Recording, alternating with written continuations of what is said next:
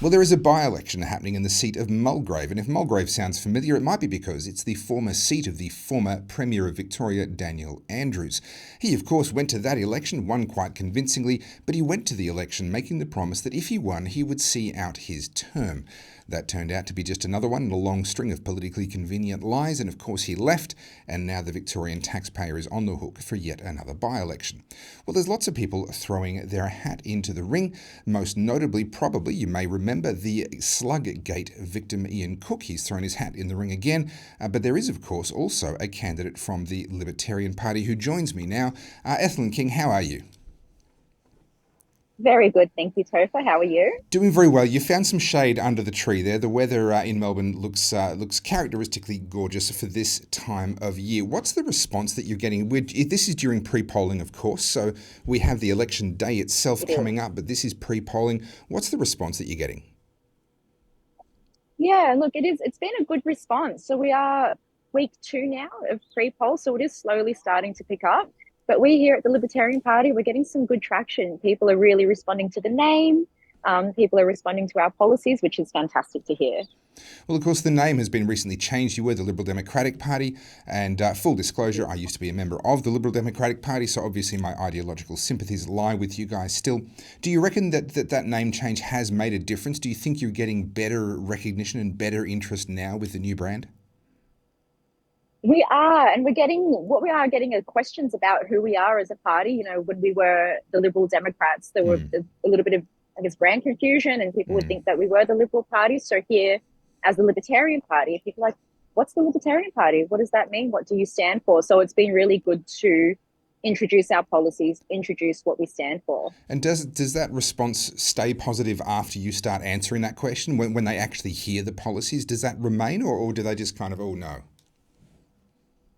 No, it does. It does because what we're telling people is that it's your life, it's your choice, and we're Mm, telling people that, you know, we here at the Libertarian Party, we believe that you are the ones that are able to make the best decision for you and your family, not the government. And that mm. really seems to be resonating with people. We're talking about cost of living, which is another thing. And by talking about cost of living, you know, we have tangible policies to make things better, like cutting out stamp duty, like cutting out the payroll tax so that Mm. people have more money in their pockets. So these tangible policies that we have are really resonating with people. So I want to apologise in advance for being a bit of a political wonk here, but I want to talk preferences for a moment. The polls at the moment seem to be indicating that it's very unlikely for someone to win on primary. It's almost certain that whoever does win is going to need some preferences. Can you tell us a little bit about your Yeah. preferences, and in particular, because I haven't looked this up, I could have, and I apologise I haven't. Are you working with Ian Cook? He's a candidate that I have a lot of time for and a man that I have a lot of respect for, especially after all he's been through. Is there a preference sharing Mm-hmm. relationship there? So we are number 2 on Cook's How to Vote card, and they Mm-hmm. are number 2 on our How to Brilliant, Vote card. brilliant. So we have each put number 2. Yes. Yeah, fantastic. Well, how are you feeling, Ethelyn? You're not an idiot. You're well aware that throwing your hat in the ring and running in a political campaign, your chances of winning are not non-existent, but they're not high at the same time. Um, how are you feeling internally? It's an enormous sacrifice for you.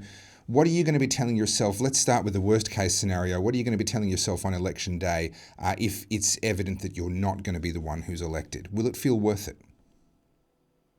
Um, I'm under no illusion that, you know, we are going to win. We're a small party, we're a new party, and we are up against 2 big machines, such Mm, as Labor and Liberal. mm, So I am under no illusion that we are going to win the seat. What this is about is bringing our policies out there. It's bringing libertarian ideals out to the public. It's letting people know who we are, that we're here, and that we are wanting people to be in control of their lives. You know, we want people to know that we believe in parental rights. We want people to know that we have energy policies.